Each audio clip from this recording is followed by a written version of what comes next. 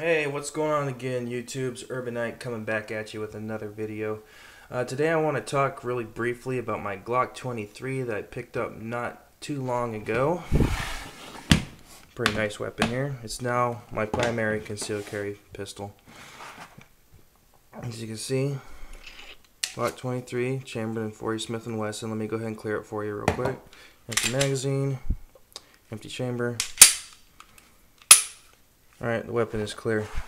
Alright, I've been through many different firearms, you can see on my videos, but for some reason when it comes to concealed carry, I always come back to Glock. I don't know, they just feel right in my hand, they feel very comfortable, they're accurate, I can shoot this weapon extremely well. But I picked this one up not too long ago, it cost me about probably like $480. I made a couple of slight modifications to it, nothing too crazy. I added grip tape to the grip, as you can see. So in case you're freaking out and sweating or whatever, you can still get a good firm purchase on the handle. Added grip tape to the back here, that way if I'm racking the slide and I'm grasping it, I can get a good firm purchase on it. Won't have to worry about my hand slipping. Another thing I added, if you can see here, I added a stainless steel guide rod. Because the funky polymer guide rod that comes with it, I'm not really a huge fan of that. I mean, it works and everything, but I know I felt like this needed a little bit of an improvement, so I added a stainless steel guide rod. It's 300 times more heavy than the polymer guide rod, so it actually gives you faster follow-up shots, and I think aids a little bit in accuracy when it comes to like rapid fire shooting and stuff like that. Another thing I added is a TLR1 flashlight. Actually, it's a TLR1S. Has a couple features about it. You can use it as a regular tack light with a steady on. You can use it with a manual on switch like this. It's a rocker switch. Or you can, see, there it is. You can use a strobe function. So if you need to like confuse somebody or whatever. I probably never use it, but it's a nice to have. I bought a Raven carry holster for this, and it's actually designed to be used in this configuration with the tack light installed.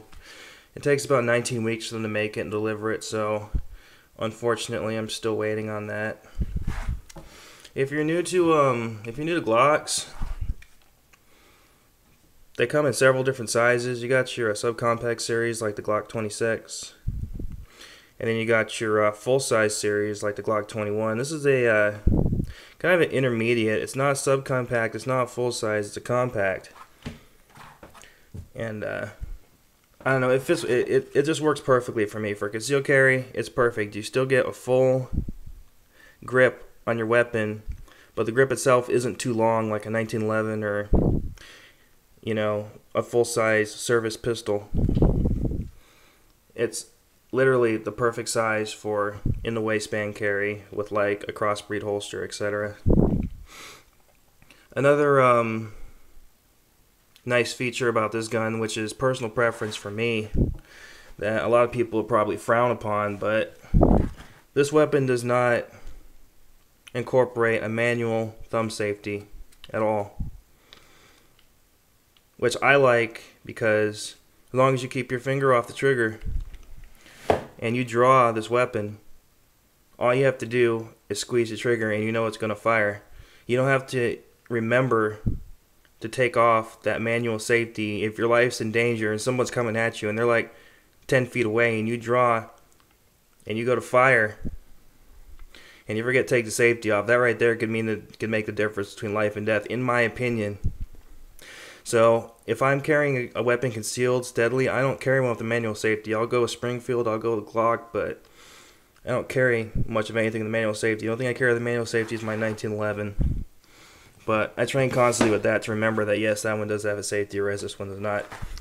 The only safety this weapon has is, I've already cleared this weapon, is the little beaver tail trigger, which in my opinion really doesn't do much. It's just there to satisfy the people who scream that weapons are unsafe and they need to have a safety. It really doesn't do much. I mean, if something pulls the trigger, it's gonna pull the trigger, regardless of this little piece of plastic here that's supposed to stop it from doing something. I don't think it makes much of a difference. But other than that, Glocks don't have manual safeties whatsoever, and that's what I like about them.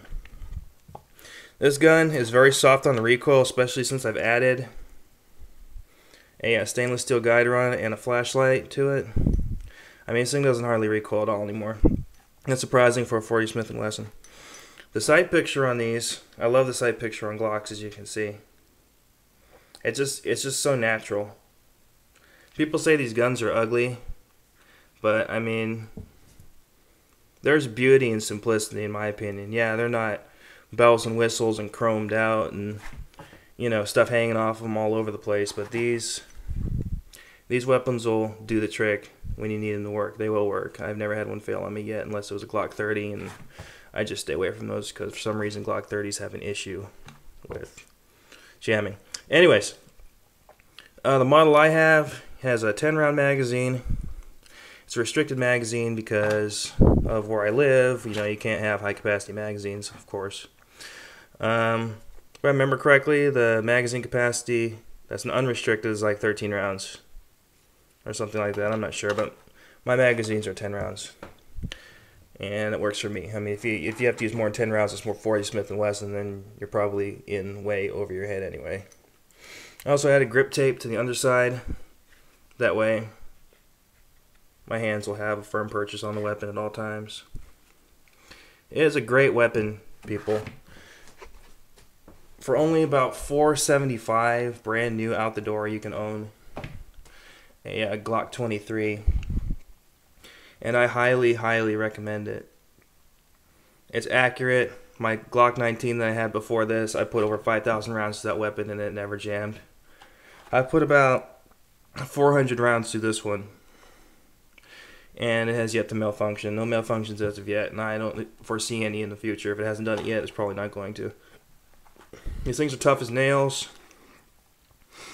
Honestly, it's really hard to break one of these. I've never actually seen one get broken unless it was like a catastrophic failure due to like faulty reloads or something like that. The TLR1S flashlight will run you about $100 if you're interested in purchasing one. They're reliable. They're definitely worth the money if you're looking to tack out your pistol a little bit more. And with a Raven carry holster, I mean, you can't beat this for a concealed carry package. It's not bulky, it's not heavy. It fits flat to your side, and it's a 40 Smith & Wesson with a flashlight on it. I mean, I think you're pretty well set up for just about any situation if you're packing one of these. That's just my opinion. That's just how I roll, so to speak. Well, I hope you enjoyed this video. Hope you have a little bit more insight on this absolutely fabulous pistol known as the Glock 23. Feel free to comment and subscribe and hit me up. This is Urban Knight signing off. Thank you.